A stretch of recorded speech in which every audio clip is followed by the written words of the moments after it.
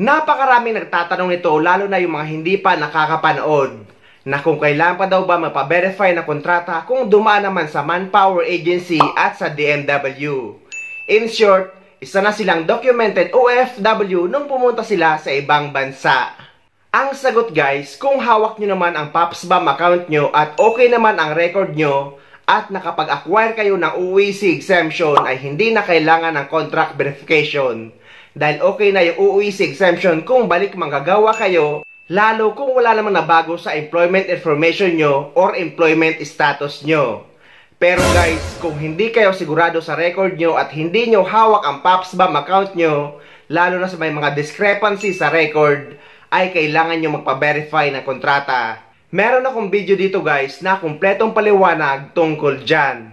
Guys, eto ang mahalaga na kapag na-deploy kayo sa ibang bansa as documented OFW, ay hingin nyo sa inyong agency ang password at email address ng inyong PopsBank account na ginamit nila sa pagkuha ng inyong OEC kung sila ang gumawa. Dahil kagaya dito sa bagong katrabaho namin nakakarating lang galing sa Pilipinas na dumaan sa Manpower Agency at sa DMW, binigay sa kanya ng kanyang agency ang papel kung saan nakasulat ang kanyang e-registration at email at password ng kanyang PopsBank account kung saan kinuha ang kanyang OEC.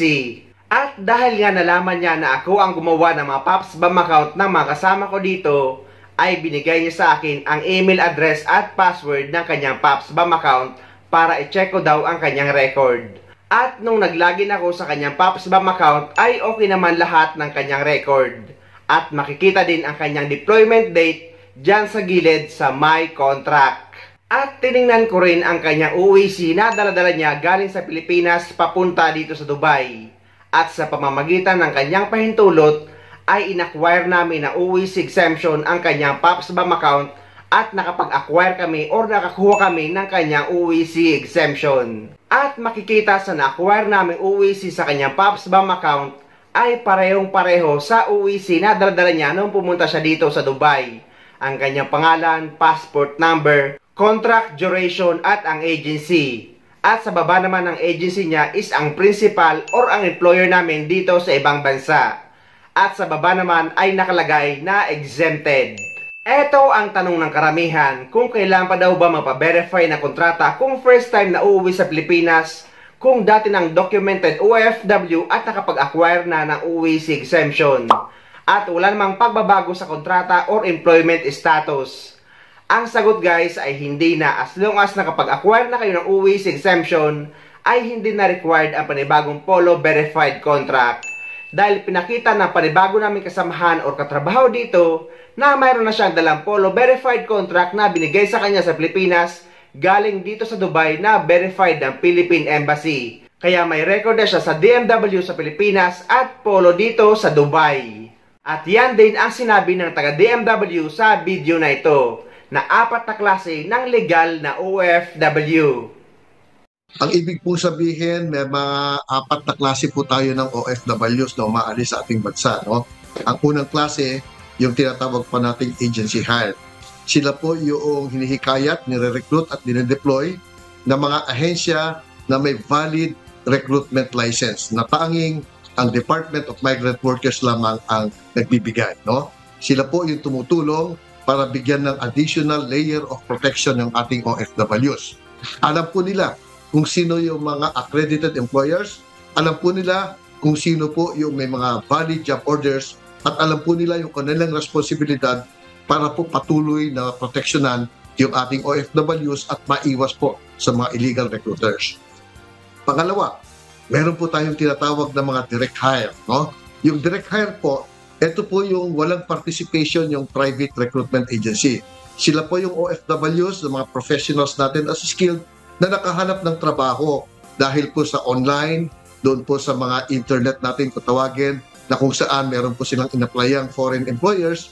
At dahil po na-kompleto nila yung proseso at na-verify ng Migrant Workers Office yung kanilang dokumento na natanging labor attaché lamang ang gumagawa, ang ibig pong sabihin nito, merong valid employment, may valid employer at meron pong trabahong pupuntahan. No? Ito po ay isang track na kung saan napaka-stricto po natin kasi ang direct hire wala pong nagmamonitor na private recruitment agency. Yung pangatlo po, yung tinatawag nating balik manggagawa or returning workers, no? Ito pong balik manggagawa, sila po yung dati nang nagtrabaho sa abroad, meron po silang valid employment contract at nagbakasyon lang panandalian sa Pilipinas at muli pong babalik sa kanilang employers, no? Sila po ay mga OEC exempt. Kung hindi po verified ang kanilang employment contract, sila po ay pwedeng magpa-verify at bibigyan po natin sila ng OEC. Yung panghuli pong tipo ng OFW natin ay yung tinatawag nating G2G o government to government hires.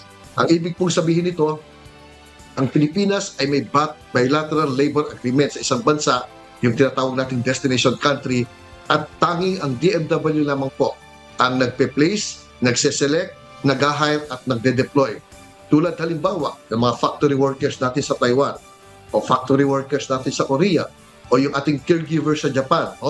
Ito po yung example ng ating mga dinedeploy as G2G workers po natin. Kung kayo naman po ay balik manggagawa, online na po ito. Kung babalik po kayo sa inyong dating pinagtatrabahuhan, meron na pong tinatawag na OEC Exemption Certificate na inyo na pong makukuha sa sarili ninyong online account sa Department of Migrant Workers. Hindi nyo na po kailangang pumunta dito sa amin dahil dire-diretso po yung pagkuha ng OEC sa inyong online account. At ilalagay ko din sa description ng video na ito ang announcement ng Polo Dubai at ng Polo Abu Dhabi na nagsasabi na hindi na required magpa-verify ng panibagong kontrata kung nakapag-acquire na ng OEC exemption at babalik lang din sa parehong employer para mabasa nyo at para may idea din kayo. But don't get me wrong guys, dahil alam ko may magre-react na naman. Hindi ako against sa Polo verified contract, kaya kung ano ang pinapatupad sa bansa, kung nasaan kayo, kung kailangan magpa-verify ng kontrata, kung first time nyo uuwi sa Pilipinas, ay kailangan nyo magpa-verify. Dahil mas maiging ang magpa-verify kayo sa unang uwi nyo. Dahil sinasagot ko lang ang mga OFW na nagtatanong, lalo na't mga hindi pinapayagan ng mga employer nila na lumabas sila para magpa-verify ng kontrata or pumunta sa Philippine Embassy. May mga OFW naman na kailangan pang bumiyahe ng 12 oras at yung iba naman ay kailangan sumakay ng eroplano para pumunta sa Polo Office para lang makapag-verify. Pero isa lang guys ang pinakasigurado na kapag nakapag-verify na kayo dati ng kontrata at babalik pa rin kayo sa parehong employer at walang any employment changes, ay hindi nyo na kailangan pa magpa-verify ng panibagong kontrata kada uwi nyo. Dahil pwede na kayong mag-acquire ng OEC exemption sa inyong PAPS BAM account. At kung hindi naman kayo marunong mag-acquire ng OEC exemption, ay pwede kayo pumunta sa pinakamalapit na POA office sa lugar nyo or dumaan kayo sa POA desk na matatagpuan nyo sa loob ng NAIA. Pero kagaya sa may mga employment changes na galing sa visa, nag-change employer, nag-change job site, nag-change company name kahit pareho pa rin ang owner, nag-change position at yung mga nagpalit ng apelyido sa kanilang passport, visa at kontrata. Required kayo guys magpa-verify na kontrata sa Polo Office bago kayo uuwi sa Pilipinas. Huwag na huwag kayong uuwi na walang dalang Polo verified contract kung ayaw nyo magkaproblema sa pagkuha ng inyong OEC. At inuulit ko guys na walang contract verification sa Pilipinas. Lagi yan sa Polo Office sa ibang bansa. Sa mga exempted naman sa OEC at nakapag-acquire na ng OEC exemption, lagi nyo lang guys dadalhin ang inyong valid printed contract sa tuwing magbabakasyon kayo sa Pilipinas, just in case man hanapin ito sa inyo. At sa mga hindi naman marunong mag-acquire ng OEC exemption online, ay meron akong video tutorial na ilalagay ko sa description ng video na ito para may guide kayo. So ayun guys, sana may nakuha kayong idea at sana nakatulong ang video na ito sa inyo. At sa mga hindi pa dyan nakasubscribe sa channel ko, please don't forget to subscribe my YouTube channel. Please click the notification bell para lagi kayo updated sa mga upcoming videos na gagawin ko tungkol sa mga updates sa ating mga OFW.